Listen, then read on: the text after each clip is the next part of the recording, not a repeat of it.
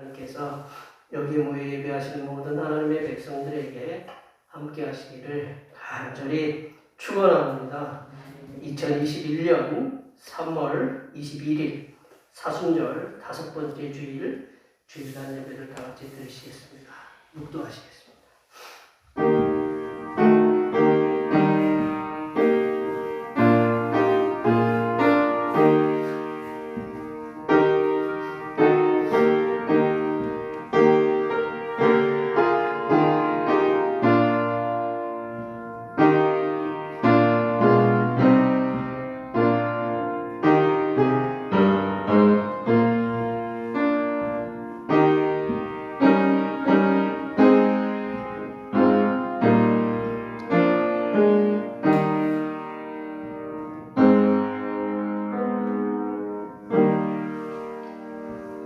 여호와여, 내가 고통 중에 있사오니 내게 은혜를 베푸소서.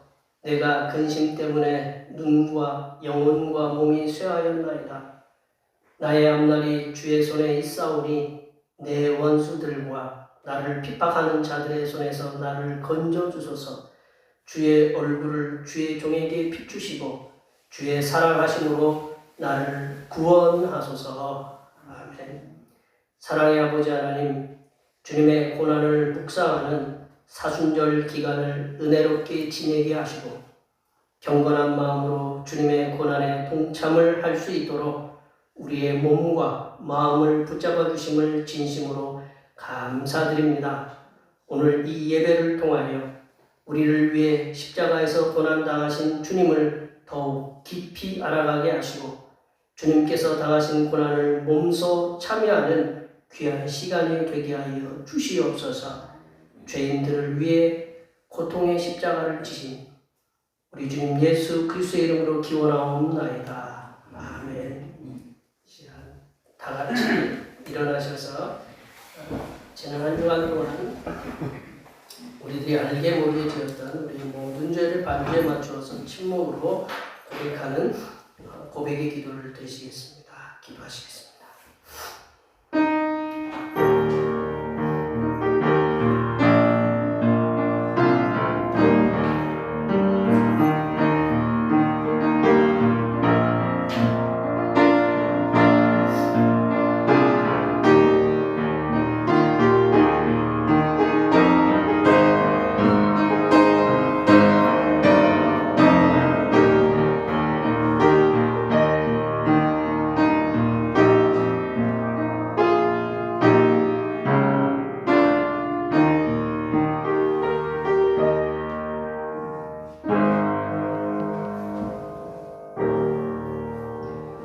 우리 하나님께서는 진심으로 죄를 고백하는 사람들에게 그 죄를 용서하기로 약속하셨습니다.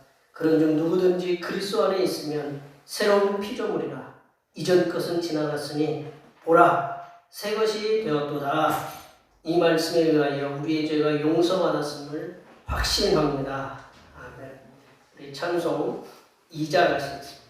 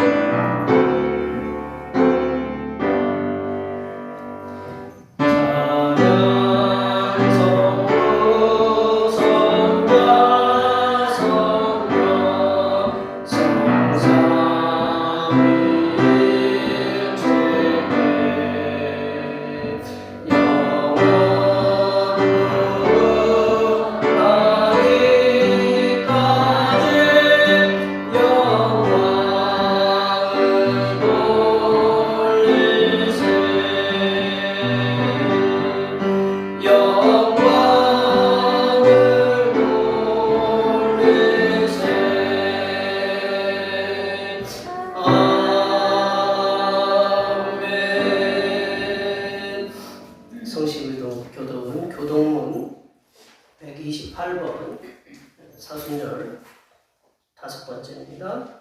성시교동은 교동문 128번 사순절 5번째입니다.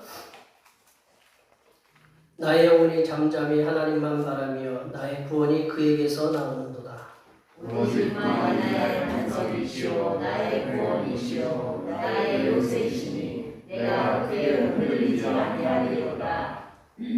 넘어지는 나무와 흔들리는 울타리 같이 사람을 죽이려고 너희가 일제히 공격하기를 언제까지 하려느냐. 그들이 그의 높은 자리에서 거리기만 하고 거짓을 주교하니 입으로는 축복이요 속으로는 저주로다. 나의 영혼아 잠잠히 하나님만 바라라. 무릇 나의 소망이 그로부터 나오는도다. 오직 그만이 나의 반석이시오 나의 구원이시오 나의 요새시니 내가 흔들리지 아니하리로다. 나의 구원과 영광이 하나님께 있으며 내 힘의 반석과 피난처도 하나님께 있도다. 백성들아 시온을 의지하고 그의 앞에 마음을 구하라. 하나님은 우리의 피난처시로다. 아멘. 사도신경 우리의 신앙을 하나님께 고백하시겠습니다. 나는 전능하신 아버지 하나님 천지의 창조주를 믿습니다. 나는 그의 유일하신 아들 우리 주 예수 그리스도를 믿습니다. 그는 성령으로 잉태되어 동정녀 마리아에게서 나시고 본디오 빌라도에게 고난을 받아 십자가에 못 박혀 죽으시고 장사된 지 사흘 만에 죽은 자 가운데서 다시 살아나셨으며 하늘에 오르시어 전능하신 아버지 하나님 우편에 앉아 계시다가 거기로부터 살아있는 자와 죽은 자를 심판하러 오십니다. 나는 성령을 믿으며 거룩한 공교회와 성도의 교제와 죄를 용서받는 것과 몸의 부활과 영생을 믿습니다. 아멘. 다 같이 앉으셔서 찬송 44장 하시겠습니다. 찬송 44장입니다.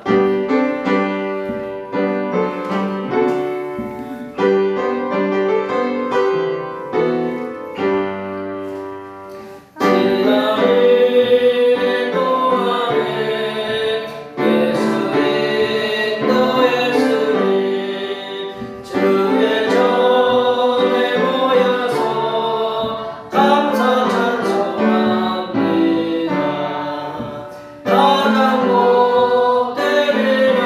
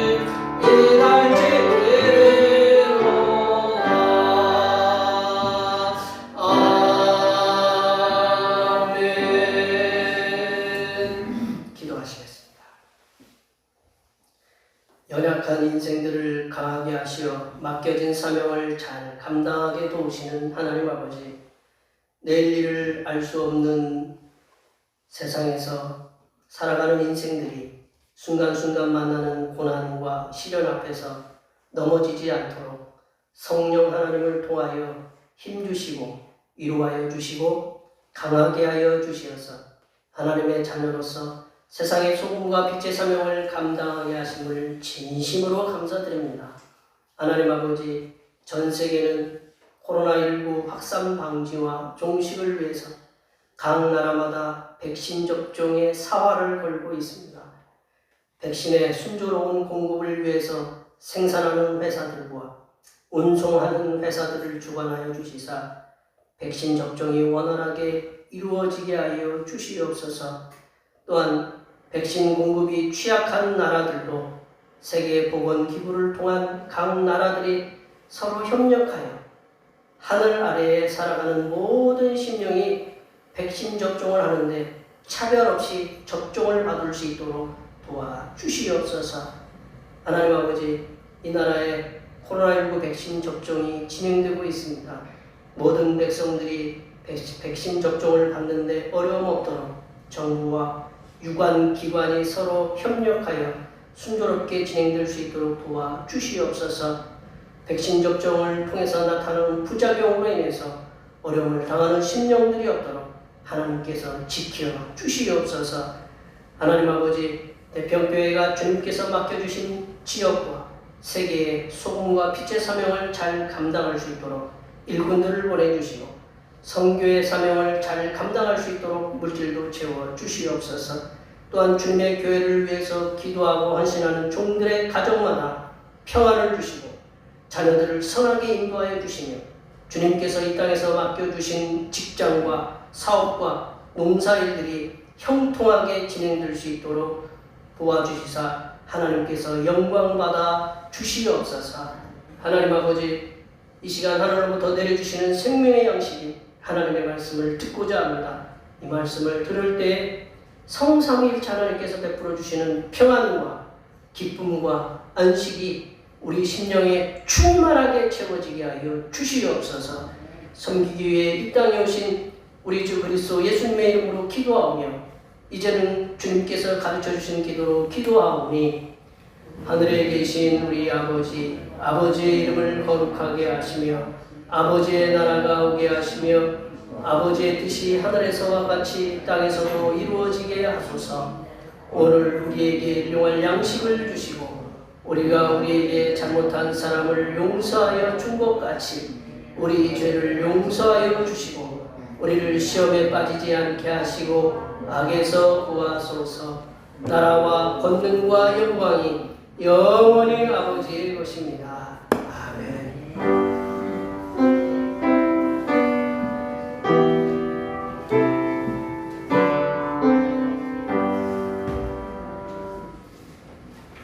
오늘 우리 주신 하나님의 말씀은 신약성경 마가복음 14장입니다. 마가복음 14장 32절에서 42절 말씀입니다. 신약성경 80쪽에 있습니다.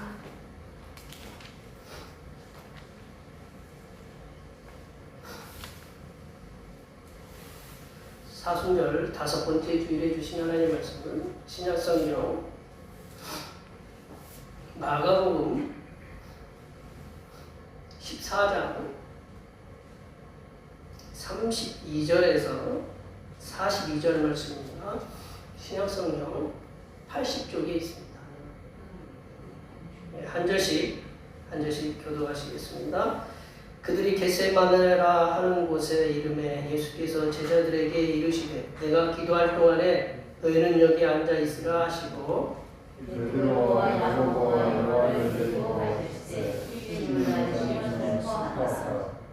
말씀하시되 내 마음이 심히 고민하여 죽게 되었으니 너희는 여기 머물러 깨어 있으라 하시고 좀 나아가사 나의 엎드려 힘내어 내가 하나님께서 자기를 구하여 이르시되 아빠 아버지여 아버지께는 모든 것이 가능하오니 이 잔을 내게서 옮기시옵소서. 그러나 나의 원대로 마시옵고 아버지의 원대로 하옵소서 하시고 그러므로 제자들이 잘못을 보시고 베드로에게 말씀하시되 시몬아 자느냐 네가 한시간도 깨어 있을 수 없느냐. 시험에 들지 않게 깨어있어 기도하라. 마음에는 원이로되 육신이 약하도다 하시고 다시 나아가 동일한 말씀으로 기도하시고 다시 오사보신즉 그들이 자리에 있는 그들의 눈이 심히 피곤함이라. 그들이 예수께 무엇으로 대답할 줄을 알지 못하더라. 세 번째 오사 그들에게 이르시되 이제는 자고시라 그만 되었다. 때가 왔도다. 보라 인자가 내 눈에 밝히리라. 함께 보십니다. 일어나라 함께 가자. 보라 나를 파는 자가 가까이 왔느니라. 아멘. 오늘은 사순절 다섯 번째 주일입니다. 우리의 뜻과 생각에 앞서가셔서 우리의 필요한 것들을 미리 준비하시고 채우시는 성자 예수님께 항상 감사하시기 바랍니다. 다음 주는 종려주일입니다. 주님께서 십자가의 고난을 받으시기 위해서 예루살렘 성으로 입성하신 종려주일입니다. 그리고 성례식이 있고 그 다음 주부터는 이제 고난주간 특별 새벽 기도회가 있습니다. 그리고 다음 주 수요일 날 고난주간 수요일 날 31일 수요일 날은 제가 예성교회 가서 수요일 설교해야 되기 때문에 수요일 날은 예배가 없음을 기억해 주시면 감사하겠습니다. 코로나 확산 방지를 위해서 열심히 수고들 해주시는데 좀 더 불편하시더라도 백신 접종이 되고 면역이 형성이 되면 또 때가 되면 또 저희들이 함께 모여서 즐겁게 예배 드릴 수 있는 그때가 오리라고 이렇게 믿습니다. 위에서 좀 수고해 주시면 감사하겠습니다.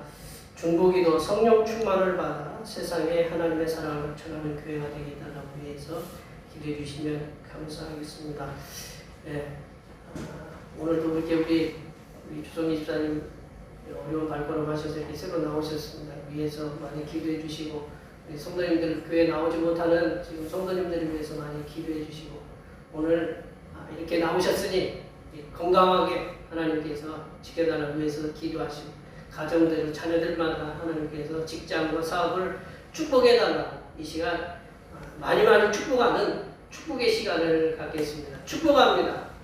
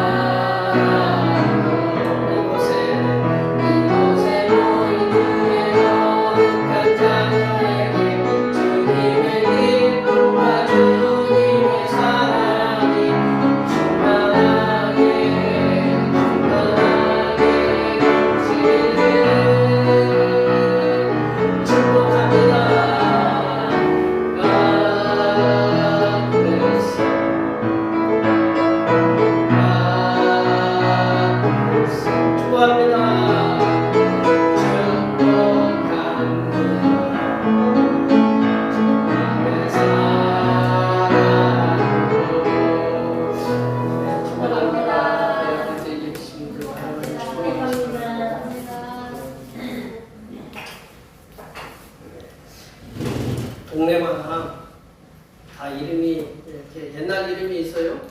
서울에 가면 말죽거리라는 동네가 있어요. 말죽거리. 혹시 말죽거리 아세요? 들어보셨어요? 네, 한번 보시면 말죽거리 뭐 잔혹사 뭐 이제 그런 영화도 이게 그 옛날 예전에 영화도 있는데 말죽거리가 어디냐면 서울 양재역 사거리가 이제 여기 이게 말이로 하는 것을 여기라고 이렇게 얘기하잖아요. 양재역이 있어대요. 그래서 지방에서 올라오는 그러한 말들을 죽을 끓여서 먹여가지고 그 거리 양재역 지금 양재역으로 사거리 뭐 그 저쯤에 말죽 말죽을 끓여주는 거리였다고 해서 말죽거리라고 이렇게 얘기도 하고, 또는 이제 그 인조 그 왕 중에 그 이제 선조 다음에 광해군 다음에 그 인조가 있는데, 인조가 하여튼 이괄에 난 그 어떤 신하가 이제 난을 일으켜가지고 그 피신을 가는데, 피신을 가다가 이제 말에서 죽을 먹은 거리가 이제 거기가 이제 말죽거리라고 그런 설도 있다고 하는데, 동네마다 그러한 이름들이 있잖아요. 다들 이제 명칭이 있는데, 우리 동네도 이름이 뭐예요? 태자후잖아요. 태자후. 네. 태자후라고 하는데, 여기 보면 그 저 밑에 한번 잘 보세요. 위에는 백형천이라고 써 있는데 밑에는 뭐라고 써 있어요? 태자위라고 써 있잖아요. 태자위. 태자의 위를 모신다. 원래 우리는 이제 태자후라고 부르는데, 예, 태자후라고 부르기도 하고 태자위라고 부르기도 하고, 제가 쓴 게 아니고, 거기에 저 어디서 찍었냐면 저기 그 어디야, 우리 버스 타는데 정류장 앞에 이렇게 박혀 있어서 제가 찍어서, 우리 동네 거예요. 제가 어디서 퍼온 게 아니고 우리 동네 거예요. 예. 애정을 가지시고 이렇게 한번 보세요. 이 동네가 태자위잖아요. 태자후라고도 하고, 태자를 위를 모셔서 이제 그래가지고 뭐 내동에는 내동의 뜻도 있겠죠. 뭐 왜 내동인지 그런 다 뜻이 있는데, 예. 그리고 저희 동네 가면 그 마전이라는 데가 있어요. 저희 고향에 가면 말을 갖다가 이 말죽거리처럼 말을 갖다가 이렇게 공무원들이 말을 타고 가다 말을 바꿔 타고 가는 데가 이게 거기 있어가지고 마전. 그 마전이 유명한 게 깻잎이에요. 혹시 추부 깻잎이라고 혹시 아세요? 깻잎 보다 보면 추부 깻잎이라고 있어요. 그 동네가 저희 동네에 가깝거든요. 그 마전 옆에가 바로 그렇다라는 거. 다들 이렇게 동네마다, 여기는 저희 동네는 번말이고 위에는 뭐 새터고 뭐 큰 말이고 새바꾸리고 있잖아요. 다들 태자구라고 부르기도 하고 다 이름이 있는데, 예루살렘에도 가보면 그런 비슷한 이름이 있다라는 거죠. 예수님 당시에도 그 예루살렘에 보면 그 감람산이라고 있어요. 감람산. 그 감람원이라고 하는데, 감람산이라는 데가 이제 감람이 올리브나무, 우리 올리브나무 아시죠? 올리브 기름, 올리브. 저도 직접 보긴 봤을 때 저게 올리브나무인지 저는 잘 모르겠지만, 올리브나무를 갖다가 많이 길렀던 산이 아마 감람산, 그리고 감람원이라고 이렇게 그 성경에도 나와요. 거기가 뭐가 있냐면 감람산에 겟세마네 동산이라는 데가 있어요. 겟세마네 동산. 그래서 이 겟세마네 동산은 어디에 위치해 있느냐? 예루살렘에서 여리고로 내려간다고 그랬잖아요. 우리가 성경에 보면, 우리 누가복음 10장에 보면 그 한 사람, 그 누구죠? 그 어떤 사람이 여리고로 내려가다가 강도를 만났다, 이렇게 그런 얘기가 나오잖아요. 여리고로 내려가는 길 쪽 서편 쪽에 이 겟세마네 동산이 있었다. 근데 겟세마네 동산이라는 이름이 뭐냐? 뜻이 뭔가요? 기름 짜는 틀, 기름 짜는 곳이라는 장소라는 뜻이에요. 그러니까 겟세마네 동산은 뭐 하는 곳이에요? 기름 짜는 곳. 쉽게 얘기하면 뭐 어디 우리 악용포에 무슨 방앗간, 그거랑 마찬가지예요. 그러니까 겟세마네 동산, 예루살렘에 가면 겟세마네 동산은 뭐냐? 그래? 거기가 다 가면 기름 냄새가 풀풀 나는 데가 어디냐? 이 겟세마네 동산이에요. 그러니까 이곳저곳 여러 군데가 다, 뭐냐면 거기가 감람나무를 갖다 올리브나무를 많이 심어서 올리브에서 나오는 열매를 거기서 짜서 기름으로 이렇게 만드는 곳이 바로 겟세마네 동산이다라는 거죠. 이 겟세마네, 그래서 기름을 뭐라고 하냐면 올리브 기름이라고 하잖아요. 감람유라고 하지만 우리 이제 그 보통 올리브 기름이라고 이렇게 얘기를 하는데, 그 겟세마네 동산은 예수님께서 예루살렘에 오셨을 때마다 그 겟세마네 동산을 자주 가셨던 것 같아요. 그래서 거기서 기도하시고 하나님과 교제했어요. 그러니까 우리가 가론유다가 예수님께서 의례적으로 겟세마네 동산에 가서 기도하시니까 예수님이 어디 가신지 다 알아요. 그래서 예수님을 잡으러 온 데가 어디예요? 겟세마네 동산으로 잡으러 하잖아요. 그러니까 그만큼 예수님이 예루살렘에 이제 뭐 습관적으로 오실 때마다 습관적으로 기도하셨던 것이 바로 겟세마네 동산이다. 그래서 예수님이 거기서 체포되시고, 근데 지금은 겟세마네 동산에는 이제 어떻게 됐느냐? 정원이 형성이 됐어요. 겟세마네 동산에는 지금은 이제 저희들이 이제 3년 전에 이렇게 갔을 때 보니까 이게 그 정원처럼 이렇게 형성이 되는 이제 감람나무인데 저 감람나무가 예수님이 기도했던 감람나무가 아니라 저 어떤 낯익은 사람들이 나오는 사진이 있어요. 하나 더 보여주시면 어서 조금 카리스마가 있어 보이지 않습니까? 저 사진이 저기가 저희들이 이렇게 찍은 저 감람나무가 저게 예수님이 기도했던 거라고 저게 2000년 된 거라고 이렇게 얘기들 하시더라고요. 그래서 그 옆에 또 기도 교회가 있었던 것으로 저희들이 기억이 돼요. 그래서 저 감람나무 밑에서 예수님이 하나님께 기도했다. 예수님께서 제자들하고 6월절 식사를 이렇게 하시고 그리고 성만찬을 통해서 예수님께서 이것은 너희를 위하여 흘리는 나의 피고 나의 몸이다 라는 그거를 성만찬을 제정하시고 난 후에 그리고 요한복음에 보면 예수님이 곧바로 이렇게 겟세마네 동산에 가신 게 아니라 14장부터 17장까지 보면 길게 그 제자들에게 고별 설교를 해요. 고별 설교를 하고 17장에는 예수님이 하나님께 기도하는 요한복음 17장은 그런 그 요한복음에 보면 이 겟세마네 동산 가시기 전까지 긴 그 예수님의 설교문이 이렇게 나온다는 거죠. 그리고 나서 이제 제자들 11명과 함께 겟세마네 동산에 가요. 왜 11명이냐? 한 놈은 벌써 가서 예수님 팔라고 제자들이 이렇게 벌써 도망갔어요. 벌써 그쪽으로 갔어요. 붙었어요. 예수님은 이제 겟세마네 동산으로 기도하러 가셨습니다. 그때 예수님께서 제자들과 겟세마네 동산에서 기도하러 간 시각이 어느 정도였느냐? 학자들이 추측하기는 밤 10시부터 11시경이었을 거다. 우리 지금 밤 10시가 깊은 시간이에요? 안 깊은 시간이에요? 초저녁이죠. 뭐 우리 일하시는 분들이야 뭐 일찍 주무시겠지만 우리 애들한테 뭐 저 요즘 젊은 사람들한테는 초저녁이에요. 지금 열심히 뭐 하고 있을 때예요? 공부하고 있겠죠. 뭐 공부를 하든지 뭐 하여튼 열심히 이제 뭐 할 시간이 활동할 시간이에요. 근데 그 당시에 예루살렘 그 당시에 사람들은 10시나 11시경에 되면 옛날에는 뭐가 없었어요. 전기가 없으니까 일찍 주무시잖아요. 근데 그 당시에도 10시나 11시경이면 늦은 시간이에요. 근데 특별한 날이 있어요. 특별한 날이 있는데 6월절, 이 무교절 기간에는 이 늦게까지 뭐 다른 어떤 분들은 밤새 밤을 새시는 분들도 계셨겠죠. 무슨 얘기를 하냐면 하나님께서 이스라엘 백성들을 구속하실 그 은혜에 대해서 계속 그 자녀들하고 또는 이웃들하고 계속 말씀을 밤늦게까지 다른 날은 안 하는데 유독 우리도 그런 데 있어요 없어요? 밤늦게 무슨 뭐 제사를 지낸다든가 아니면 뭐 그 추석을 보낸다든가 추석 전날 같은 경우도 그렇고 어떤 날 같은 경우는 또 늦게까지 있는 경우가 있잖아요. 이스라엘 백성들이 6월절에 그랬다라는 거죠. 늦게까지 그냥 얘기를 하는 거예요. 이게 하나님의 은혜에 대해서, 구속의 은혜에 대해서.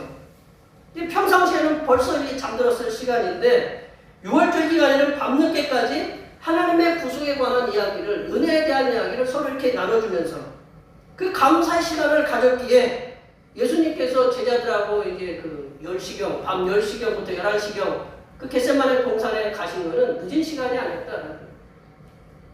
그 이상한 일이 아니었어요. 예수님께서는 예루살렘에 오셨을 때마다 찾아가서 기도하셨던 그 겟세마네 동산 그 근처에 이제 제자들하고 11명의 제자들하고 이렇게 도착하셨어요. 그리고 그 예수님께서 이제 하나님께 기도하러 이제 가야 되는데 기도할 동안에 따로 이제 3명을 데리고 가셔서 기도하셨어요. 우리 32절, 33절 말씀을 한번 읽어볼까요? 32절, 33절 말씀입니다. 그들이 겟세마네라 하는 곳에 이름에 예수께서 제자들에게 이르시되 내가 기도할 동안에 너희는 여기 앉아 있으라 하시고 베드로와 야고보와 요한을 데리고 가실새 심히 놀라시며 슬퍼하사. 예수님께서 지금 겟세마네 동산에 가서 기도하러 간 시간은 기도하러 갔을 때는 예수님이 육신적으로는 마지막 날이 마지막이 된 이 저녁에 기도하시기 위해서 제자들을 겟세마네 동산으로 같이 이렇게 데리고 가셨어요. 그리고 베드로, 요한, 야고보 이 3명의 제자들을 따로 데리고 가셨다. 이 복음서에 보면 이 세 명의 제자들을 따로 데리고 가신 적이 몇 번 있어요. 그 야이로의 그 회당장 야이로의 딸을 살리실 때도 이렇게 세 명 데리고 가셨고, 이 예수님이 그 변화산에 올라갔을 때인가요? 그때도 이렇게 세 명이 따로 이렇게 데리고 올라가셨어요. 왜 그러셨는지는 저는 이제 뭐 주님한테 가서 여쭤봐야 되겠지만, 오늘 본문에는 특별한 이유가 있다는 거예요. 오늘 예수님께서 이 세 명의 제자들을 따로 데리고 가신 이유가 그 특별한 이유가 있다라는 거죠.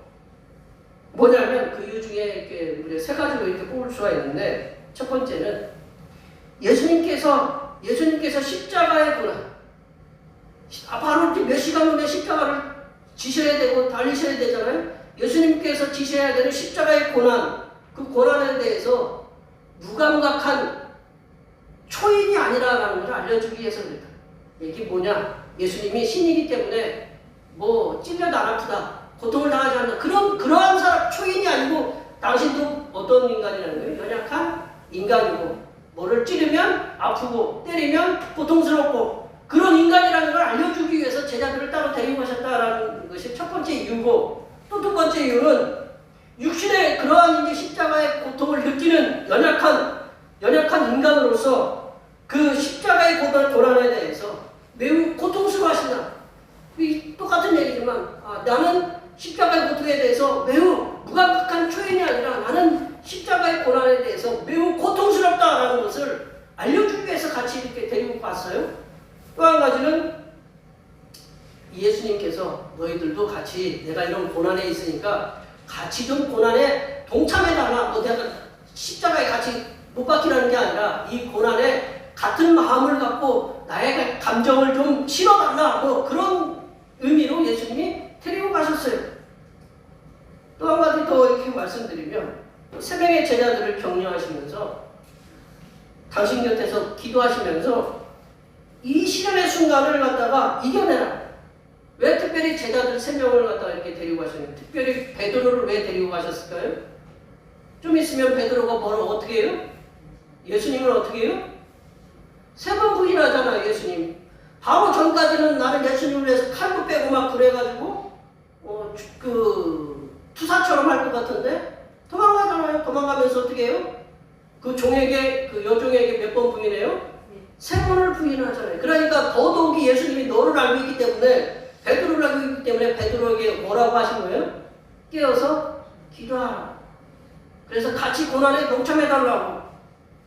예수님이 이렇게 제자들을 데리고, 세 명의 제자들을 데리고 가셔서 이렇게 연약한 인간이라는 것을 이렇게 보여주신 것, 육신을, 연약한 인간의 모습을 지녔다는 것을 이렇게 보여주는 것이 33절 말씀에 있어요. 33절에 보시면 심히 놀라시고 슬퍼했다라는 것이죠. 심히 놀라시고 슬퍼했다. 그리고 34절 말씀에 보면 내 마음이 심히 고민하여 죽게 되었다. 심히 고민하고 심히 놀라시고 슬퍼하사, 그리고 내 마음이 심히 고민하여 죽게 되었다. 이 예수님이 이게 뭐냐면 십자가를 지셔야만 하는 그런 예수님의 신경, 예수님의 마음, 그거를 잘 드러내고 있는 단어가 바로 심히 놀라시고 슬퍼하사. 내 마음이 심히 고민하여 죽게 되었습니다. 이런 것은 거의 그 죽음 앞에 서 있는 그런 예수님이 얘기하는 거다라는 것을 알 수 있어요. 우리 33절의 말씀에 보시면 심히 놀라시고 슬퍼하다라는 말씀이 있잖아요. 심히 놀라시고 슬퍼하다. 놀라시다라는 말씀은 뭐냐면 매우 크게 놀라서 아연실색하는 거예요. 아연실색이 뭘까요? 얼굴이 변해서 하얗게 되는 걸 갖다가 얘기해요. 예수님이 얼굴이 하얗게 됐다라는 거예요. 심히 놀라시다. 놀라셨다라는 거예요. 언제 얼굴이 하얗게 변해요? 네? 도대체 어떤 그 상황이 이게 내가 도대체 감당할 수 없는 그런 것이 올 때 얼굴이 하얗게 변했잖아요. 그 예수님이 그런 상황에 있다라는 거죠. 그리고 슬퍼하다라는 것은 이게 그 영어로 얘기하면 디스트레스라는 거예요. 스트레스를 갖다가 뭐 강하게 받았다라는 그런 의미도 있는데, 매우 큰 괴로움에 잠긴 것을 얘기한다. 매우 큰 괴로움, 슬퍼하다라는 것이죠. 그리고 34절에 심히 고민하다라는 말씀은 뭐냐면 매우 슬픈 상태를. 그러니까 예수님은 매우 슬프시 붉으시기도 하시고 얼굴이 하얗게도 변하셨어요. 그리고 그 큰 폐로 이게 그냥 삼중으로 이렇게 온몸을 쥐고 가시는 거예요. 온몸에 있다는 거죠. 이런 육체적 심적인 고통과 고민을 안으시고 예수님께서는 세 명의 제자들에게 그나마 너희들 세 명이라도 그 깨어있어 기도하라 라고 말씀하신 후에 당신께서는 또 홀로 기도하러 가셨어요? 예수님이 그 세 명의 제자들이 잘 줄을 모르고 가셨을까요? 그러니까 하셨을 거예요. 그리고 기도하러 가셨어요? 예수님께서는 성부 하나님, 그럼 관계가 뭘까요? 예수님께서는 하나님이 아버지잖아요. 아버지께 총 몇 번을 기도를 하냐? 3번을 기도를 한다는. 한 번의 기도가 아니라 그 겟세마네 동산에서 3번의 기도를 이렇게 하십니다. 예수님의 기도의 자세가 뭐냐? 기도의 자세를 보면 예수님께서 얼마나 간절하게 겟세마네 동산에서 기도하셨는지를 우리가 잘 알 수 있다는 거죠. 우리 35절 말씀을 한번 읽어볼까요? 35절 말씀 다 같이 읽어보겠습니다. 조금 나아가사 땅에 엎드려 될 수 있는 대로 이따가 자기에게서 지나가기를 구하여. 예수님께서 어떻게 기도하셨어요? 땅에 엎드려 기도하셨다. 땅에 엎드려. 땅에 엎드리려면 어떻게 해야 돼요? 무릎을 꿇어야 되죠. 무릎을 꿇고 기도했다라는 거죠. 보통 유대인의 기도 자세는 뭐냐면 서서 기도하는 거예요. 우리도 뭐 앉아서 기도도 하고 그렇지만 유대인의 기도는 보통 서서 눈을 뜨고 하나님을 향해서 기도합니다. 우리 그런 성화들을 한번 보실 수 있을 거예요. 보통 유대인들의 기도는 서서 기도를 해요. 서서 기도를 하는데 예수님께서는 지금 어떤 자세를 기도해요? 엎드려서 무릎을 꿇고 하나님께 기도했다는. 요즘 저도 이렇게 무릎이 안 좋으니 무릎을 꿇고 기도하면 무릎이 아파요. 우리 권사님들도 그러시죠? 무릎 아프시잖아요. 무릎 꿇고 기도하라고 하면 민폐야. 왜냐하면 무릎이 지금 네 무릎이 성하다고 남 무릎 이거는 다 무릎이 꿇기 어려워요. 그래도 예수님이 33살이라 좀 젊으셨겠지만 그 예수님 무릎을 꿇었다라는 그 자체가 뭐냐? 이거는 그냥 기도가 아니고 심각한 기도다라는 거죠. 예수님께서 그 기도하신 내용이 뭐냐? 이때가 자기에게서 지나가기를 구했다. 이때가 뭔가요? 예수님께서 어떻게 해요? 십자가를 지셔야 되는데 그거를 지나가기를 구했다라는 거죠. 예수님 당신께서 이 땅에 오신 게 십자가의 고난과 죽으심을 위해서 오셨음에도 불구하고 당신이 오신 목적이 그거잖아요. 너 사역 사명이 이 땅의 사명이 백성들을 가르치고 고치기도 하지만 결국은 예수님이 십자가에서 못 박히고 다시금 그 우리 죄를 구원하시기 위해서 다시 부활하셔야 되는 그러한 순서가 다 있거든요. 그것을 오셨음에도 불구하고 그걸 아셨어요. 아셨음에도 불구하고 막상 고난의 시간이 몇 시간 앞으로 다가오니까 육신적으로는 그리고 심적으로는 매우 고통스러운 일이신 걸 느끼신 거예요. 우리가 제가 이렇게 매우 고통스럽다는 걸 느꼈다고 하지만 죄송하지만 우리 권사님들 애들을 이렇게 나오셨으니까 그렇지만 얼마나 고통스러운가 남자들이 알아요 몰라요? 예, 그 권사님들이 몰라요. 잘 몰라요. 어떤 분들은 남편 보고 막 욕하기도 하는 이렇게 그런다고 그러더라고요. 예? 몰라요. 아무리 뭐라고 해도 고통스러운지 얼마인지 잘 몰라요. 그거를 알 수 있는 거는 여성뿐이 없어요. 근데 예수님도 마찬가지예요. 예수님이 지금 심히 고민하고 슬퍼하시고 죽게 되었다라는 그런 거를 얘기하는데 그걸 알 수 있는 거는 우리는 몰라요. 누구만 아셔요? 예수님 당신만 아시는 거예요. 그러니까 예수님 당신께서도 이 고난의 자를 피하고 싶으셨던 거예요. 이 고난의 자를 이때가 지나가기를 이 고난의 자를 피하고 싶으셨어요. 그래서 예수님께서는 어린아이가 아버지께 조르듯 기도하고 계신다. 그걸 어떻게 할 수 있냐? 우리 36절 말씀에서 할 수 있다. 36절 말씀을 한번 읽어보겠습니다. 이르시되 아빠 아버지여 아버지께는 모든 것이 가능하오니 이 잔을 내게서 옮기시옵소서. 그러나 나의 원대로 마시옵고 아버지의 원대로 하옵소서 하시고. 이제 아빠라고 쓰인 단어가 있잖아요. 네. 저는 저희 아버지를 갖다가 아빠라고 불러본 기억이 없어요. 저하고 그 거의 50년 가까이 차이 나니까 아버지라고 이렇게 부른 기억이 없어요. 야, 그만큼 이게 아빠라는 건 어떤 단어예요? 친근한 단어예요. 그 엄마가 나아요? 어머니가 나아요?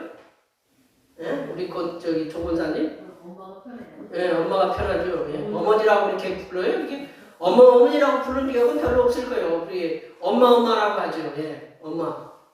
이게 엄마라고 부르는 건 뭐냐면 그만큼 친근하다는 얘기죠. 뭔 얘기를 하다가 잘 들어줄 수 있는 그런 관계. 아빠 그게 아버지라고 하면 저도 어색해요. 애들이 아버지라고 하면 좀 어색하고 아빠라고 하는 게 훨씬 나.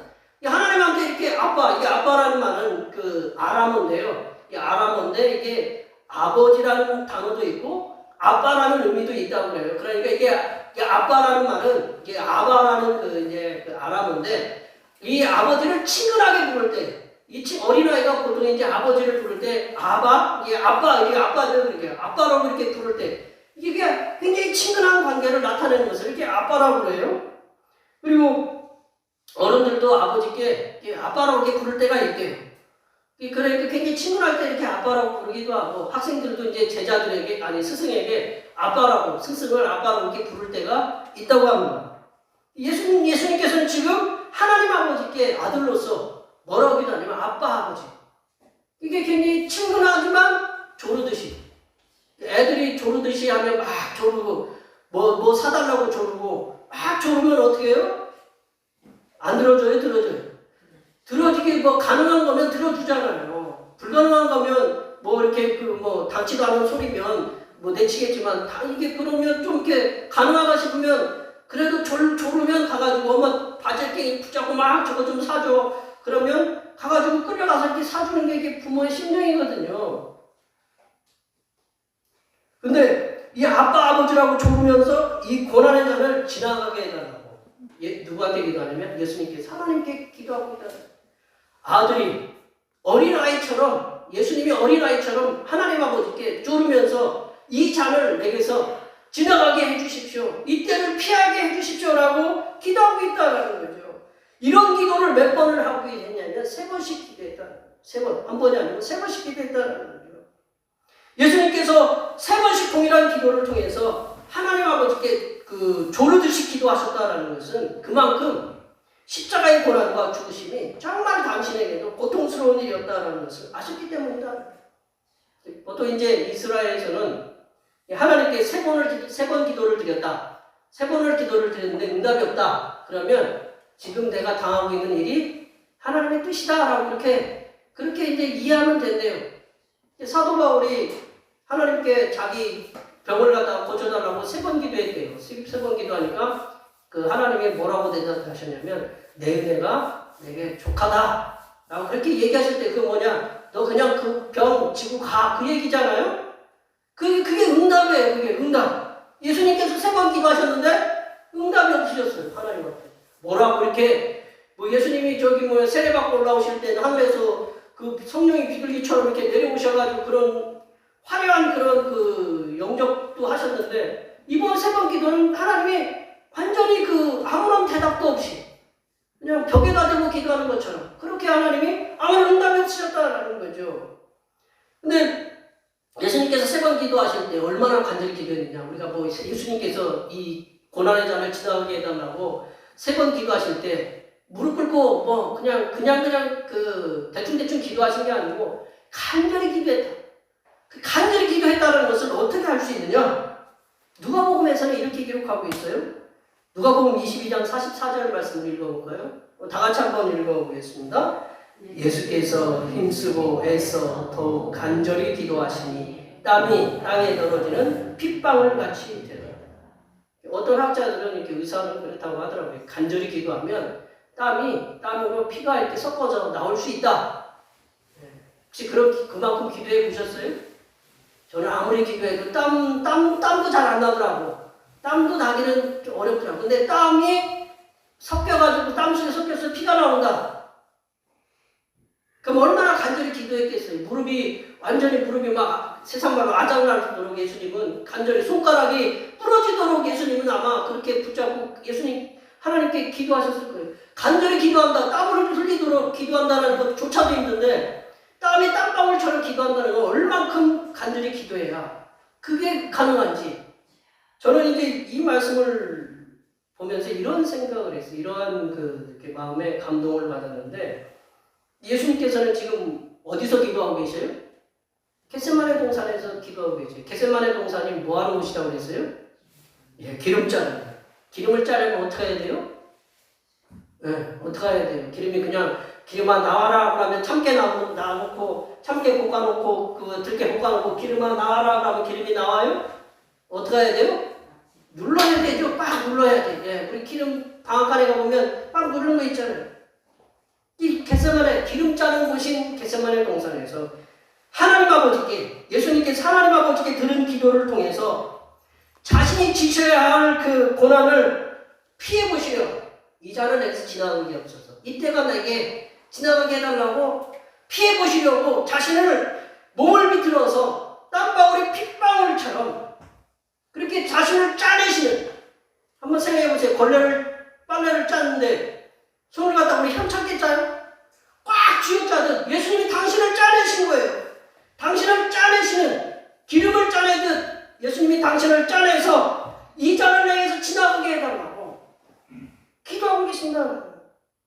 이 참깨나 들깨 이제 올리브 열매를 보니까 이렇게 갈아가지고 아마 갈아서 이게 짜는 것 같아요. 이것들이 기름 되기 위해서는 우리 권사님이 이렇게 표현해 주시지 위에서 그냥 강한 압력으로 해가지고 쫙 눌러야 그래야 기름이 조금씩 나와요. 강한 압력. 또한 예수님이 여기서 또 기도한 게 뭐냐면 당신의 몸을 이렇게 비틀어서 그렇게 짜서 기도했던 또 한 가지는 피해 보시려고 처음에는 기도하셨지만 또한 주님께서 기도하신 게 뭐냐면 이 잔을 내게서 지나가게 없어서 그러나 나의 원대로 마옵시고 누구의 원대로 하기를 원했어요? 아버지의 원대로. 두 가지가 동시에 기도가 되는 거예요. 하나는 피해 보려는 기도, 하나는 아버지 뜻을 이루려는 기도. 이 기도가 이게 절묘하게 이게 코하게 돼 있어요. 그래서 예수님이 기도하실 때 이 두 가지를 동시에 짜면서 기도하신 거예요. 그러니까 이 주님께서는 기름 짜는 곳인 이 겟세마네 동산에서 자신의 몸을 비틀어서 짜면서까지 이 십자가를 지는 것을 피해 보시려고 하는 이 육신의 마음을 짜내시는 거예요. 바깥으로 내보내려고 이거 내가 아버지의 그 원대로 십자가를 지셔야 되겠다는 그거를 이루기 위해서 당신의 몸을 짜내시는 거예요. 예수님께서 이렇게 십자가의 고난을 피해 보시려고 짜내려고 하실 때 이 고난을 내가 피하려고 하는데 이거를 갖다가 없애려고 아버지의 뜻대로 십자가를 지시려고 그 기도를 당신의 몸을 짜면서 기도하실 때 천사가 도왔다라고 얘기하고 있습니다. 22장 누가복음 22장 43절 말씀을 한번 다 같이 읽어보겠습니다. 천사가 하늘로부터 예수께 나타나 힘을 더하더라. 참 천사도 참 이런 때는 뭐하러 와서 도와주셔. 막 천사가 위에서 부르고 계신 거예요. 막 불러요. 막 불러 이렇게 천사 제발 좀 십자가에 지시세요 라고. 예수님은 속으로 어떻게 하고 있어요? 겉으로는 제발 좀 나 좀 앉게 해주세요. 근데 예수님이 또한 그 한 가지 마음은 아버지 뜻대로 십자가 질 수 있도록 이 육신의 그 마음을 이겨내게 해달라고 짜고 계시잖아요. 천사도 힘을 더해서 예수님을 짜시고 예수님 당신도 스스로 십자가를 피하려는 것을 그걸 이겨내시려고 십자가를 지시려고 그 육신의 마음을 짜내시는 그런 기도를 어디서 했느냐? 기름 짜는 것이 겟세마네 동산에서 하셨다는 거죠. 네, 참깨나 들깨, 콩, 올리브 열매는 제가 잘 모르겠어요. 그렇게 쭉 압력을 가해서 짜고 나면 뭐가 남아요? 그걸 뭐라고 그래요? 깻묵이라고 그러잖아요. 예, 깻묵이라고 그러잖아요. 깻묵 쫙 빼서 깻묵. 예전에는 깻묵은 또 먹기도 하고 또 이렇게 뭐로 써요 또?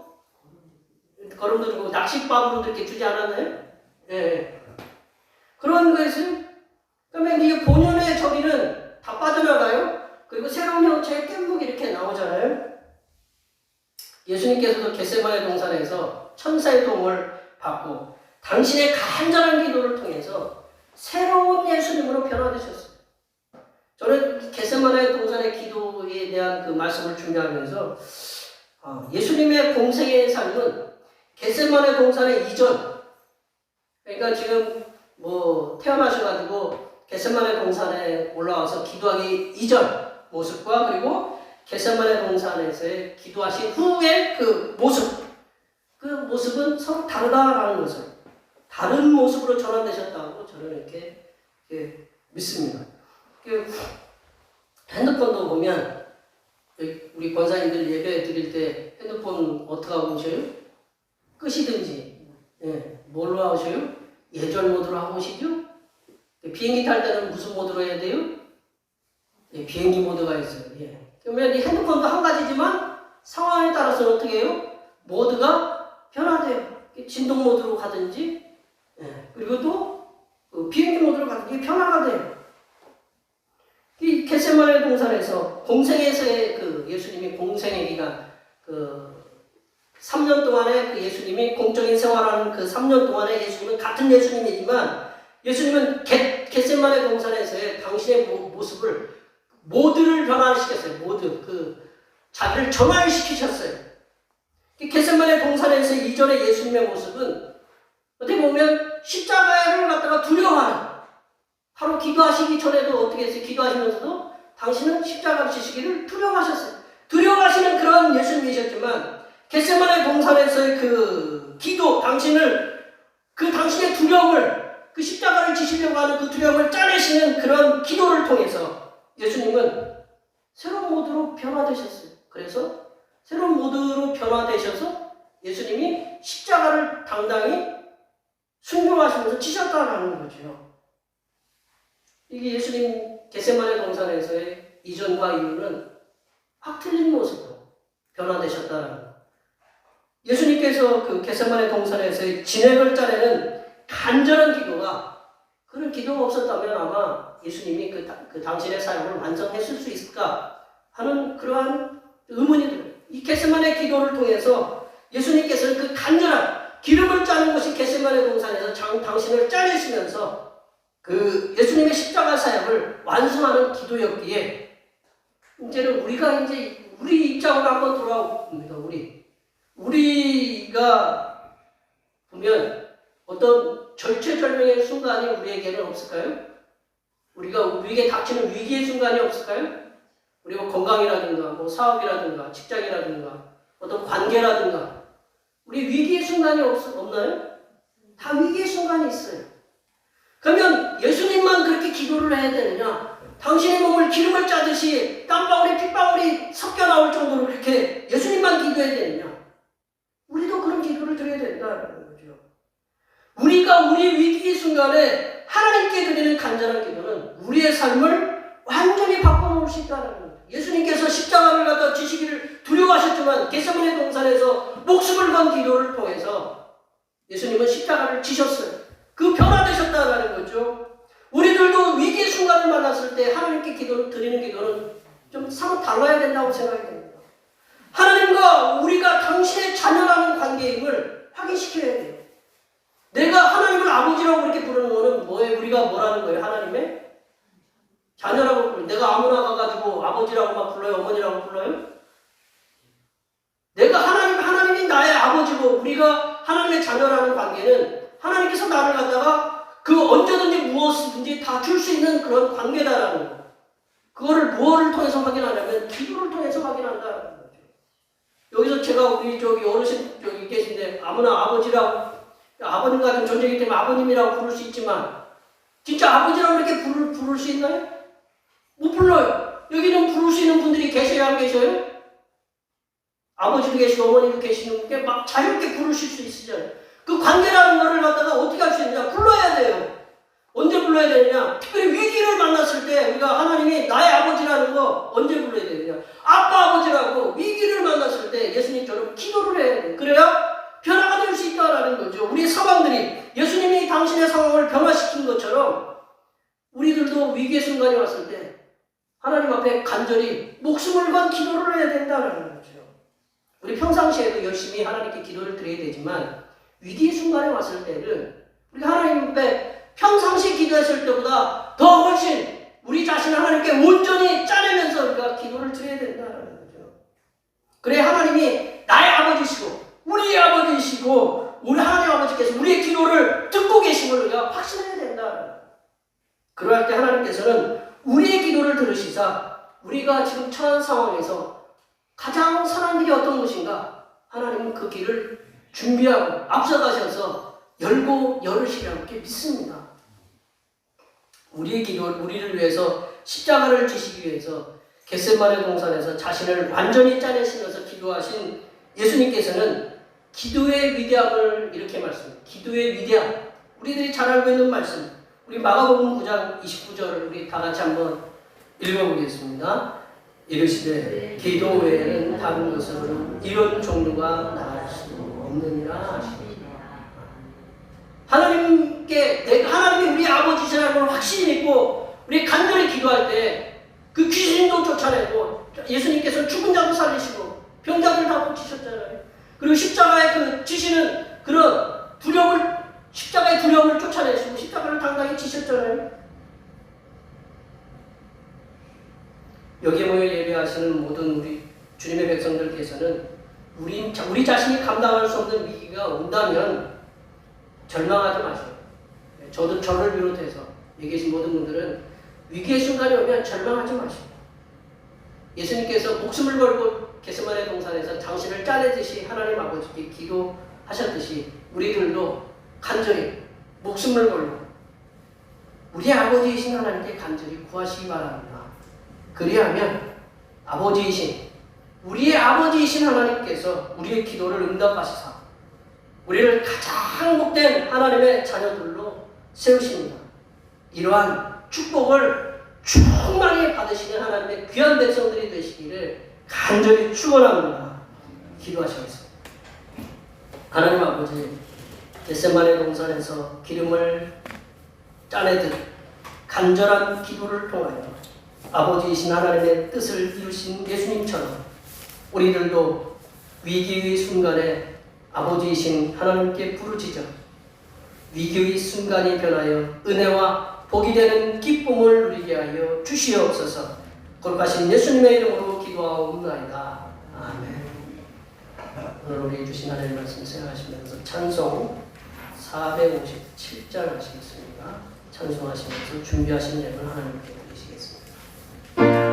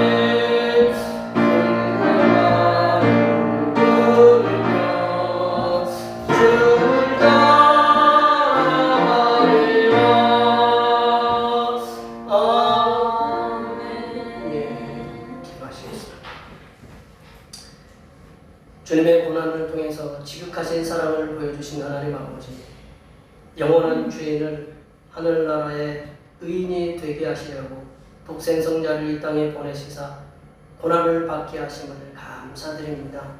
이 엄청난 하나님의 사랑을 잠시라도 망각하지 않는 믿음으로 작은 정성을 준비하여 예물을 드리오니 기쁘게 받아 주시옵소서. 하나님 아버지, 하나님의 사랑을 고백하는 마음으로 11조를 드립니다. 바친 손길들마다 주님 오시는 그날까지 하나님을 사랑하는 마음이 변하지 않도록 인도하여 주시고, 물질이 창고나 통장에 마르지 않도록 부어주시고 풍성하게 채워주시옵소서. 하나님 아버지, 범사에 감사하는 마음을 담아 감사의 예물을 드립니다. 주님의 고난당하심이 우리의 축복임을 알고 감사하여 감사의 예물을 드립니다. 또한 육신의 건강을 주심에 감사하여 감사의 예물을 드립니다. 바친 손길들에게 감사하는 일마다 일이 넘쳐날 수 있도록 도와주시고, 육신의 강건한 은혜가 날마다 이어질 수 있도록 주님 도와주시옵소서. 하나님 아버지, 변함없는 마음으로 주님 앞에 주정금을 드립니다. 이 한 주간도 주님께서 측량할 수 없으신 은혜와 섭리 가운데 복된 길로 인도하여 주시옵소서. 하나님 나라의 확장을 위해서 선교금을 드립니다. 대평교회 선교의 지경이 이 지역을 넘어서 세계로 확장되는 은혜가 있게 하시고, 바친 손길들의 삶이 더 풍성하게 선교하는 은혜가 임하도록 물질의 복을 부어 주시옵소서. 하나님 아버지, 주님의 몸된 교회를 위하여 헌신하고 봉사하는 손길들의 수고를 기억하여 주시사 하늘로부터 내려주신 은혜가 충만하게 임하도록 도와주시옵소서. 차량 봉사와 헌금위원과 재정위원, 안내위원, 교회 청소, 그에 보이지 않는 곳에서 남모르게 주님을 위해서 수고하는 여러 손길들 위해 이 땅에서 하나님께서 보여주시는 새로운 비전들을 보게 하시고, 이 땅에서 바라고 소원하는 모든 기도의 제목들이 다 응답받게 하여 주시옵소서. 거룩하신 예수님의 이름으로 기도하옵나이다. 아멘.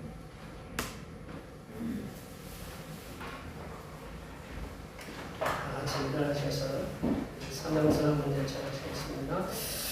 대평교회 사명선언문. 대평교회의 사명은 하나님께서 우리와 함께 하시는 절대 믿음과 우리 가족을 사랑으로 구원하여 주심과 교회를 부흥시켜 주심을 비전 삼아 지역과 나라와 세계의 소금과 빛의 사명을 감당하는 것입니다. 믿음으로 하나님을 기쁘시게. 아멘. 변화로 예차하시겠습니다. 말씀으로 변화를 받아 세상을 회복시키자. 약간의 찬송 부흥하시겠습니다.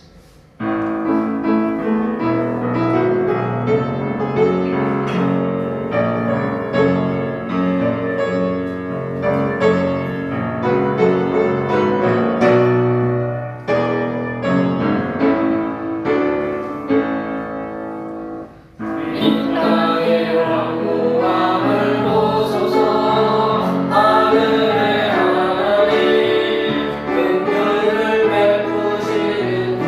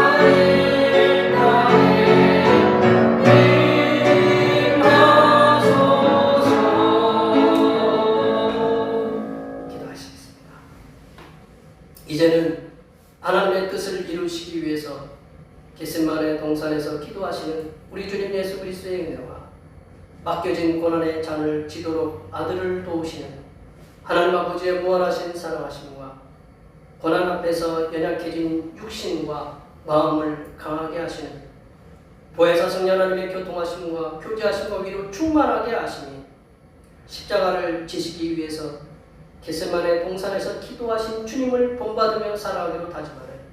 여기 모인 모든 주님의 백성들 위해와 그들의 가정과 건강과 직장과 사업 위에와 우리의 모든 농사와 모든 계획들 위에 흩어져 있는 모든 자녀 손들 위에와 이 나라의 LH 토지공사 직원들처럼 부정한 방법으로 돈을 벌려는 공무원들이 이 땅에 발붙이지 못하도록 하나님의 심판하여 주심과 군부의 폭력 진압으로 인해 유명을 달리한 미얀마 시민들 위해 하나님의 위로하여 주심이 이제로부터 영원토록 함께 하옵시기를 간절히 축원하옵나이다.